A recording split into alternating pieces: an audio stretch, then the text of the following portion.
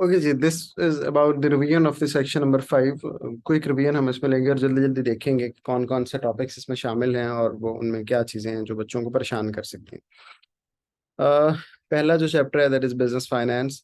Finance किसे कहते हैं? Finance amount of money needed by the business है, जो बिजनेस ने सारे एक्सपेंडिचर के लिए बिजनेस को चाहिए होती है।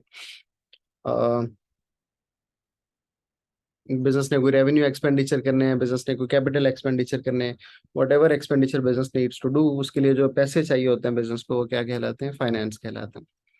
बिजनेस को फाइनेंस की जरूरत क्यों पेश आती है? स्टार्टअप कैपिटल के लिए सबसे पहले जब हम कोई काम शुरू करते हैं, बिजनेस शुरू करते हैं, तो उसमें शुरू में ही हमें बहुत से एक्सपेंडिचर्स करने होते हैं। मिसाल के तौर पे कैपिटल गुड्स बाय करनी होती है, हमने कोई एडवांसेस देने होते हैं, कोई लीगल फी वगैरह देनी होती है। ये सब जो बिजनेस को शुरू करने के लिए पैसे चाहिए, स्टार्टअप कैपिटल कहलाते हैं। ग्रोथ और एक्सपेंशन के लिए चाहिए होते हैं। हमने जब भी री इन्वेस्ट करने हैं अपने पैसे, कोई हमने नया प्लांट लगाना है, नई बिल्डिंग लेनी है, किसी नई मार्केट में ऑपरेट करना है, उसके लिए जो पैसे चाहिए वो ग्रोथ और एक्सपेंशन के लिए चाहिए होते हैं। सर्वाइवल के लिए चाहिए होते हैं। और इसके अलावा R&D पे इन्वेस्ट करने के लिए चाहिए होते हैं। इसके अलावा एक और रीजन है, ऑपरेटिंग कैपिटल के लिए भी, डे टू डे एक्सपेंडिचर्स के लिए भी पैसे चाहिए। जैसे कि रेंट देना है किसी को, या अपने जाहिर लैंडलॉर्ड को, या वेजेस देनी है अपने एम्प्लॉयज को। ये जाहिर डे टू डे एक्सपेंडिचर्स हैं। डे टू डे एक्सपेंडिचर्स के लिए भी हमें पैसे चाहिए हो सकते हैं, तो ये ऑपरेटिंग कैपिटल कहलाता है। तो ये रीजंस हैं जिसके लिए बिजनेस को पैसे चाहिए होता है। ठीक है। फिर आगे हमने कुछ लिखा कि शॉर्ट टर्म में पैसे क्यों चाहिए, लॉन्ग टर्म में पैसे क्यों चाहिए। शॉर्ट टर्म में इसलिए हमें पैसे चाहिए कि हम अपने क्रेडिटर को पैसे दे सकें, ओवरड्राफ्ट पे कर सकें, कोई अगर कैश डेफिसिट आ गया उसको दूर कर सकें। लेकिन लॉन्ग टर्म में पैसे क्यों चाहिए होते हैं? बिजनेस लॉन्ग टर्म में पैसे उसको इसलिए चाहिए कि वो कोई मशीनरी बाय कर सके, प्लांट बाय कर सके, प्रेमिसेस बाय कर सके, R&D पे खर्च कर सके, या वो सब एक्सपेंडिचर, इसका मतलब है कि जो 1 साल से ज्यादा का बेनिफिट देंगे वो लॉन्ग रन। तो दो तरह के हमने पढ़े एक्सपेंडिचर, शॉर्ट रन में भी बिजनेस को फाइनेंस चाहिए होता है और लॉन्ग रन में भी, लेकिन दोनों की सिचुएशन डिफरेंट होती है। एक क्वेश्चन जो 5 मार्क्स के लिए हमसे टेस्ट होता है, that is the difference between the cash and the profit. दो डिफरेंट टर्म्स हैं बिजनेस में। कैश एक और चीज है और प्रॉफिट एक और चीज है। वैसे कैश क्या है? Cash is the amount of money about available to the business at a particular point of time. इस वक्त आपकी जेब में कितने पैसे हैं, दैट इज योर कैश। इस वक्त आपके बैंक अकाउंट में कितने पैसे हैं, वगैरह।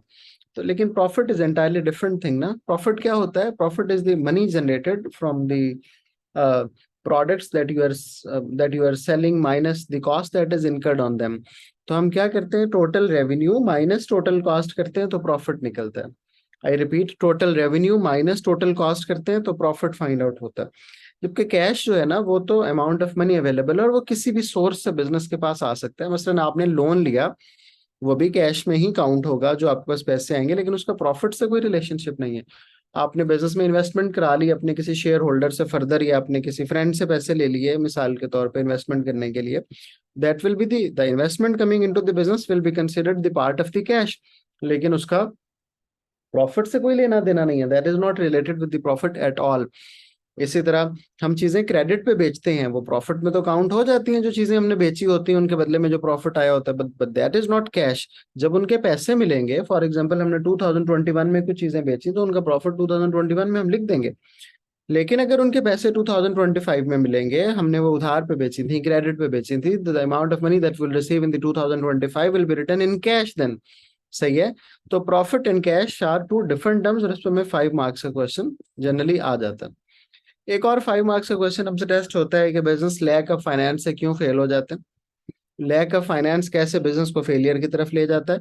लैक ऑफ फाइनेंस बिजनेस के लिए एक बहुत बड़ा प्रॉब्लम क्यों है, जो कि उसके ऑपरेशंस बंद करा सकता है, वगैरह वगैरह। This kind of question is tested for 5 marks from us ना।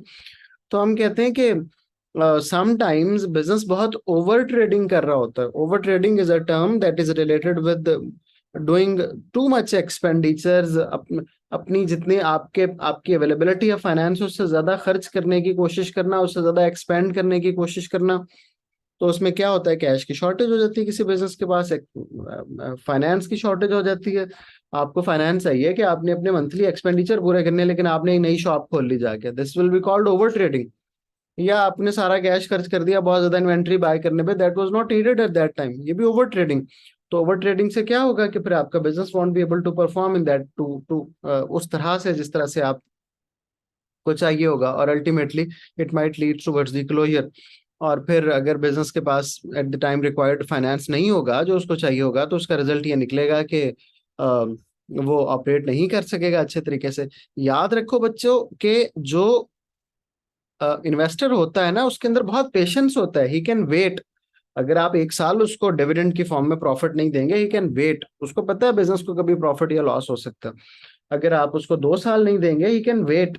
लेकिन the people who are attached with the cash ना, जिनको अपने सैलरीज देनी है फॉर एग्जांपल कैश में से, जिन सप्लायर जिसको अपने रीपेमेंट करनी है अवेलेबल कैश से, या लेंडर्स जिनको आपने लोन रीपे करना है out of the cash, they do not have that kind of patience. वो तो कहेंगे भाई पैसे वापस करो, ठीक है। और if you do not do that, they can go to court and they can declare your business bankrupt. तो अब ये वो प्रॉब्लम है जिसके लिए हमें कैश फ्लो मैनेजमेंट बहुत अच्छी करने की जरूरत होती है। फाइनेंशियल मैनेजमेंट, जो शॉर्ट टर्म एक्सपेंसेस मैनेजमेंट, वो बहुत अच्छी करने की जरूरत होती है, वरना बिजनेस बहुत जल्दी फेलियर की तरफ ले जाते हैं। तो उसके लिए फिर हम क्या कर सकते हैं, हम अपनी सेविंग्स को यूज कर सकते हैं, हम लोन्स ले सकते हैं वगैरह वगैरह, वो हम यूज कर सकते हैं। एक बहुत चीज जो हमसे टेस्ट होती है वो वर्किंग कैपिटल है। वर्किंग कैपिटल किसे कहते हैं? वर्किंग कैपिटल वो तमाम अमाउंट ऑफ फाइनेंस है जो आपको रिक्वायर होती है to run your day to day expenditure. वैसे वर्किंग कैपिटल का फार्मूला होता है current assets minus current liabilities, उससे वर्किंग कैपिटल फाइंड आउट करते हैं। लेकिन जनरली वर्किंग कैपिटल की टर्म यूज होती है कि आपने अपने जो डे टू डे एक्सपेंस करने हैं उसके लिए आपका फाइनेंस जो अवेलेबल है वो वर्किंग कैपिटल कहलाता है। वर्किंग कैपिटल की इंपॉर्टेंस बहुत ज्यादा है, आई अर्लियर टोल्ड यू, क्योंकि people with whom the working capital is attached, now the short term, the day to day expenditure is attached, do not have that kind of patience as the investors have।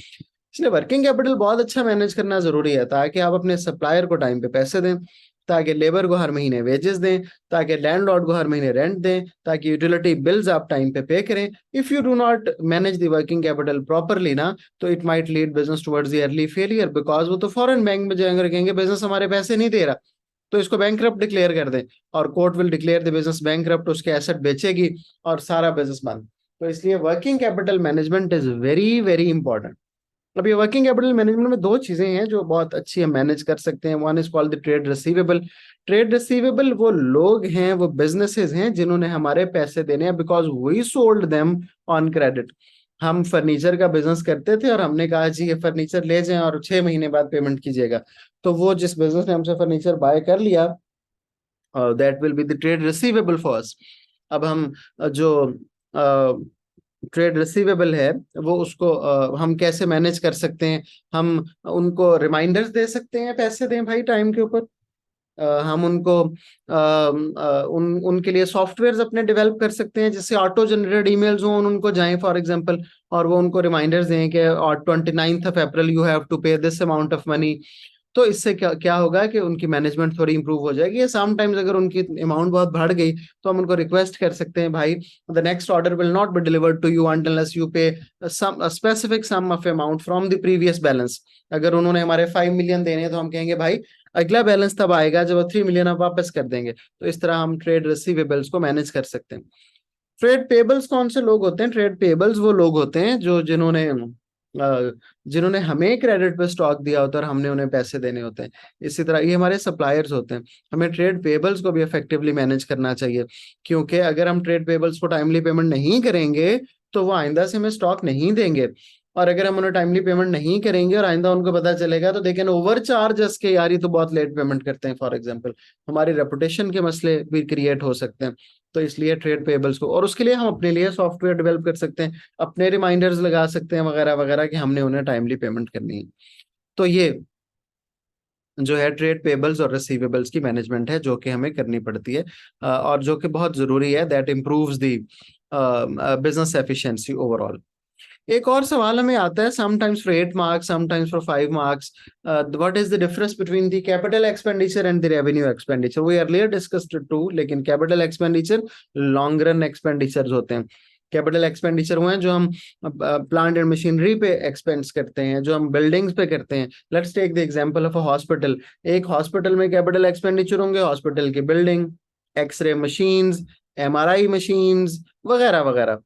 और जो revenue expenditure है वो जो day to day हम expenses के लिए कर रहे होते हैं। अब एक हॉस्पिटल में रेवेन्यू एक्सपेंडिचर क्या होंगे? डॉक्टर की सैलरी, पैरामेडिकल स्टाफ की सैलरी, मेडिसिन या और कोई ऐसा इक्विपमेंट जो एक टाइम के लिए सर्जरी में इस्तेमाल होगा और दोबारा नहीं होगा, तो इनको हम रेवेन्यू एक्सपेंडिचर कहते हैं। इनको बाइफरकेट करना इसलिए बहुत जरूरी है कि अकाउंटिंग में ये अलग अलग जगह पे लिखे जाते हैं।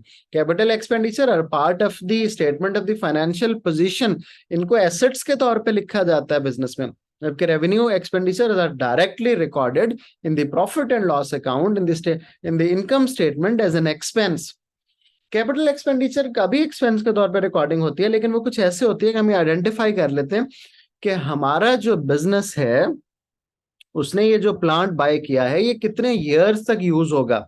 हम कहते हैं ओके, हमने ये प्लांट बाय किया फॉर 2 मिलियन और 20 मिलियन फॉर एग्जांपल, और ये जो 20 मिलियन का प्लांट है ये 5 ईयर्स तक यूज होगा। तो हम कहेंगे अच्छा 20 डिवाइडेड बाई 5, तो इसका मतलब है हर साल की उसकी डेप्रिसिएशन हम फाइंड आउट कर लेंगे। That depreciation will be used as an expense in the statement of income, profit loss account में एक्सपेंस के तौर पे लिखा जाएगा। तो कैपिटल एक्सपेंडिचर को हम क्या करते हैं, उनकी टोटल कॉस्ट को उनकी यूजफुल लाइफ पे डिवाइड करते हैं, जो आंसर निकलता है वो डेप्रिसिएशन कहलाता है। उस डेप्रिसिएशन को बतौर एक्सपेंस हम इनकम स्टेटमेंट में लिखते हैं। जबकि रेवेन्यू एक्सपेंडिचर फॉर एग्जांपल हमने सैलरीज दी, हमने कुछ भी पे किया, that are directly recorded into the income statement as an expense, उनके लिए हम ये कोई इस तरह का नहीं करते। और कैपिटल एक्सपेंडिचर को हम डायरेक्टली लिख रहे होते हैं उसमें फाइनेंशियल स्टेटमेंट में, statement of the financial position के अंदर। तो बिजनेस ने कैपिटल रेवेन्यू एक्सपेंडिचर इसलिए सेपरेटली आइडेंटिफाई करने होते हैं कि उन्होंने सेपरेटली उसको लिखना भी होता है। तो that was the brief introduction of the first chapter of the section number 5।